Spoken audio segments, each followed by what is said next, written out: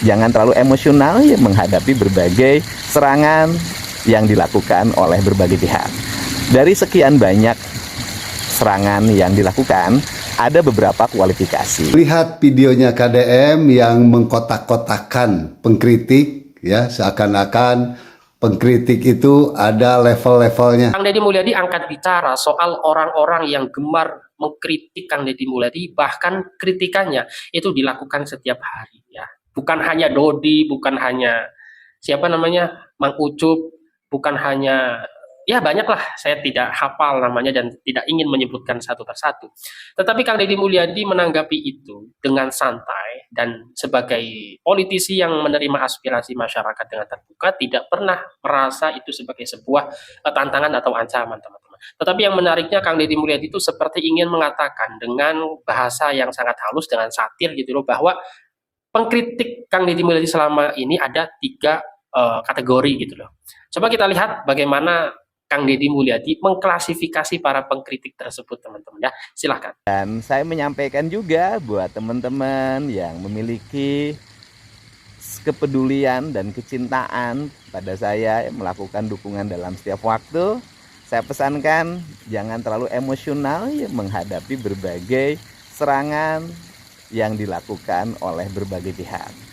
Dari sekian banyak serangan yang dilakukan, ada beberapa kualifikasi. Yang pertama, mereka yang murni melakukan otokritik karena ingin pembangunan di Jawa Barat berjalan dengan baik. Biasanya yang melakukan otokritik seperti ini, otokritiknya dilakukan hanya untuk kebijakan tertentu.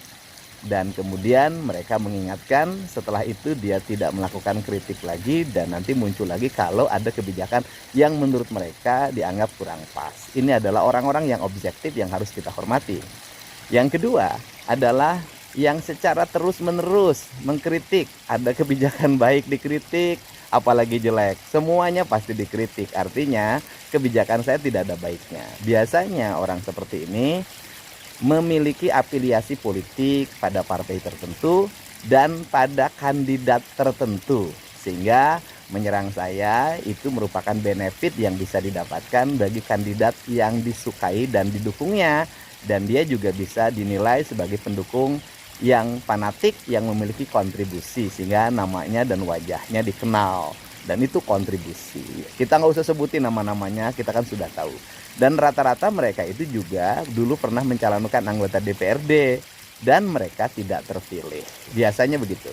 Kemudian yang ketiga adalah yang melakukan pansos dengan mengkritik saya, dengan menyerang saya dalam setiap waktu, mereka mendapat benefit viewer. Nah, ini biasanya ingin naikin populariti dirinya karena profesi tertentu.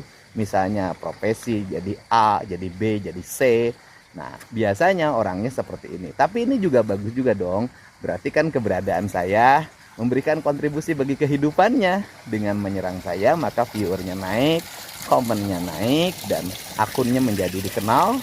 Akhirnya menjadi mata pencahariannya, mendapat benefit, insentif benefit elektoral, insentif benefit untuk populariti yang akhirnya dia dikenal dan banyak mendapat pelanggan gitu loh, baik jasa maupun menjual barang.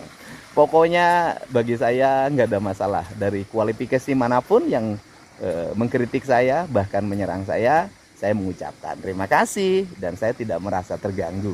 Saya akan terus bekerja memberikan layanan yang terbaik bagi masyarakat.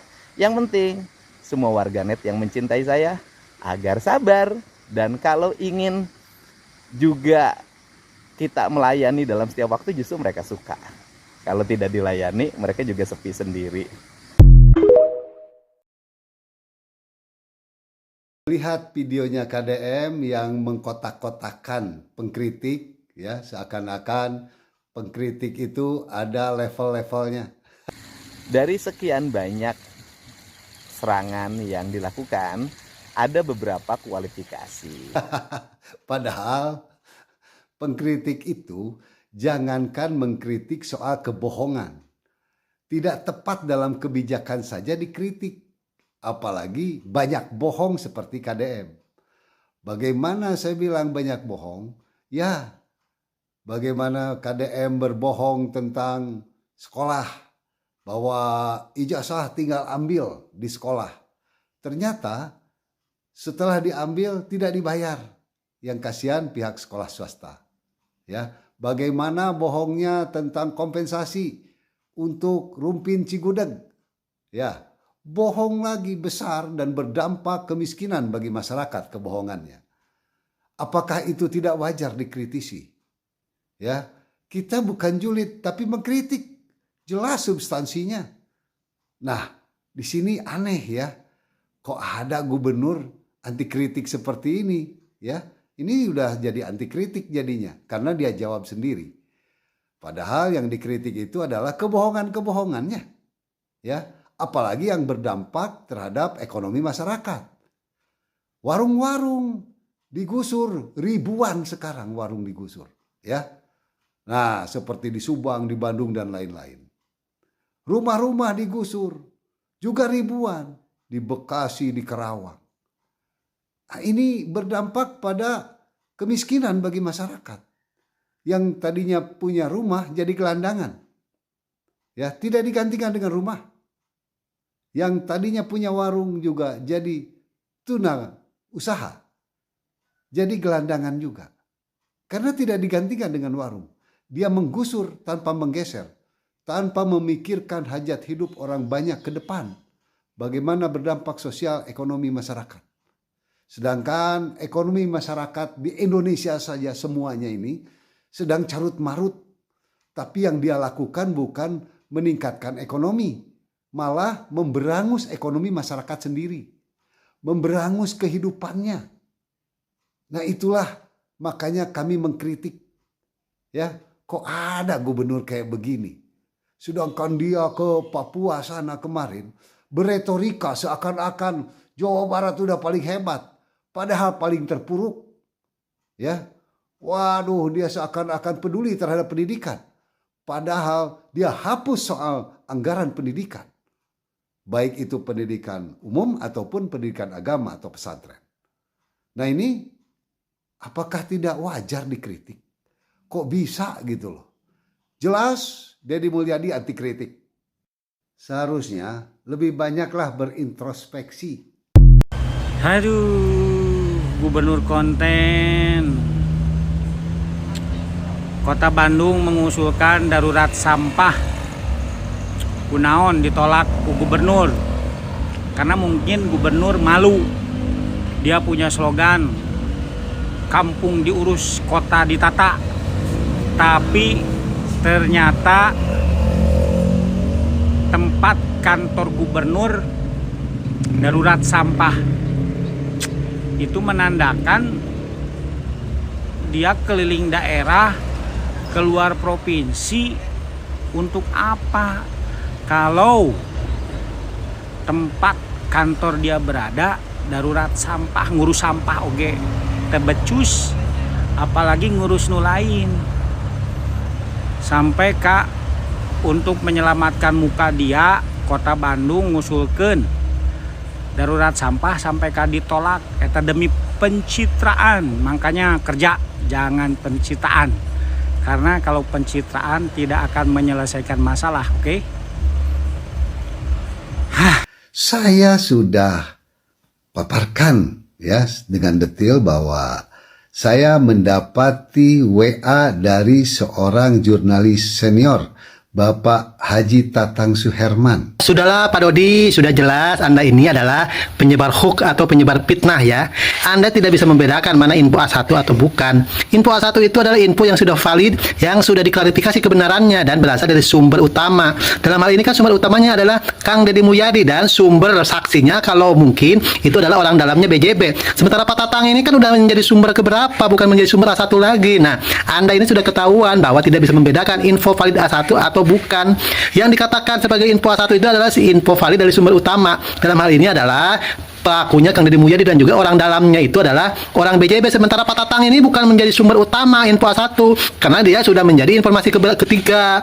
Itulah harus pintarnya dalam memilih berita itu ya. Jangan mentang-mentang Anda merasa sok pintar, sok ingin mengkritik, sok keras, tetapi dalam hal ini Anda salah dalam menginformasikan, itu sudah menjadi ranah fitnah dan juga berita hoax. Itu kalau orang tidak memaafkan, Anda sudah bisa ditindak pidana ya. Jadi Anda sudah tidak perlu mengklarifikasi lagi, sebab Kang Deddy Mulyadi juga sudah tahu dan sudah memaafkan ya. Sebab tahu lah kita ini Kang Dodi ini seperti apa ya. Pekerjaan Kang Dodi kan memang seperti itu ya, memfitnah, menggiring opini supaya mendapatkan hasil dari berita-berita tersebut ya. Terima kasih ya Pak Dodi ya. Aneh, lucu, bin ajaib. Jawa Barat menang juara kedua dalam program pengentasan kemiskinan. Itu penghargaan, hadiah atau dapat beli, saya tanya. Karena Aing hayang nanya Bali ke Sia Windy, emang penghargaan ti pemerintah pusat untuk pemerintah daerah bisa dibeli? Emang kepala daerah bisa beli penghargaan ya dalam hal ini gitu, beli penghargaan di Kementerian Dalam Negeri? Wah, iya tuduhan serius ya. Iya tuduhan serius, lamun misalkan bener, wah, Kementerian Dalam Negeri menjual belikan penghargaan. Aduh. Terus lamun misalkan make akal sehat, make logika sederhana, lamun misalkan KDM meuli penghargaan, kunaon? Tanggung gitunya juara 2. Kunaon? Henteu juara kahiji. Tah aya berita noge, Koster kalahkan KDM. Bali juara pertama, menang 3 miliar. Jawa Barat juara kedua, menang 2 miliar. Lamun misalkan penghargaan bisa dibeli, kunaon KDM henteu meuli. Juara pertama kan lumayan, bonusnya 3 miliar. Coba atuh, Anda teh kan mengaku seorang pengacara. Lamun misalkan ngomong pakai data. Ini masalahnya Anda sudah menuduh pemerintah pusat sama pemerintah daerah. Anjing, itu tanggung-tanggung hanya karena geuleuh KKDM. Sampai melakukan fitnah kepada pemerintah Provinsi Jawa Barat dan pemerintah pusat. Gelo si Windy. yang diduga menghina orang Papua dengan mengatakan orang Papua pundungan. Harusnya KDM tidak boleh mencela wilayah lain dengan kata pundungan karena itu rasis. Masyarakat Papua, masyarakat yang memiliki nilai sosiologis yang tinggi. Dia terbuka bagi siapapun. Orang Sunda di sini bisa hidup. Saya tahu orang Papua itu penyayang, hidup penuh dengan cinta, lembut, mirip orang Sunda. Tapi ada karakter yang mungkin kalau di era kompetitif agak berat, pundungan. Apa itu pundungan? Kalau dia tersinggung, dia tak mau lagi bermain bola dengan baik. Dia tidak mau lagi belajar dengan baik. Anak-anak Papua yang di saya banyak sejak saya bupati. Saya ngurus mereka sepak bola, saya sekolahin mereka, saya kuliahin mereka, dan di beberapa staf saya hari ini ada beranak Papua. Saya ngerti. Untuk itu bukan dia yang harus mengerti kita yang harus mengerti dia. Kalau makan tidak boleh telat, karena itu orang Sunda sama. Orang perasa, Pak. Dia perasa. Seringkali kita memahami orang perasa sebagai orang yang kalah dan mudah dikalahkan. Tidak. Dia punya ikatan emosi yang sangat tinggi. Karena orang perasa, maka memahami Papua harus dengan perasaan lagi. Cinta harus bertemu dengan cinta. Cinta tidak bisa bertemu dengan strategi dan taktik. Selama ini orang Papua menghadapi strategi dan taktik dengan perasaan. Oke teman-teman, saya juga sepakat dengan apa yang disampaikan oleh Kang Deddy Mulyadi bahwa orang-orang seperti Dodi Permana ya, itu adalah orang-orang yang gemar mengkritik Kang Deddy Mulyadi setiap hari, baik kebijakannya itu baik atau buruk, selalu dikritik. Seperti tidak ada sesuatu yang baik, sesuatu yang sangat bermanfaat gitu dalam setiap kebijakan yang diambil oleh Kang Deddy Mulyadi di mata Dodi ini, teman-teman. Dan Kang Deddy Mulyadi juga melihat bahwa si Dodi ini punya, walaupun tidak menyebutkan nama ya, walaupun Kang Deddy tidak menyebutkan nama, tapi saya yakin dan kita semua tahu bahwa Kang Deddy Mulyadi memang menuju atau memaksudkan Dodi Permana, bahwa Dodi Permana adalah orang yang punya afiliasi politik ya. Mereka merasa sakit hati karena pilihan mereka tidak menjadi gubernur Jawa Barat ya. Ya, saya tidak akan menyebutkan namanya.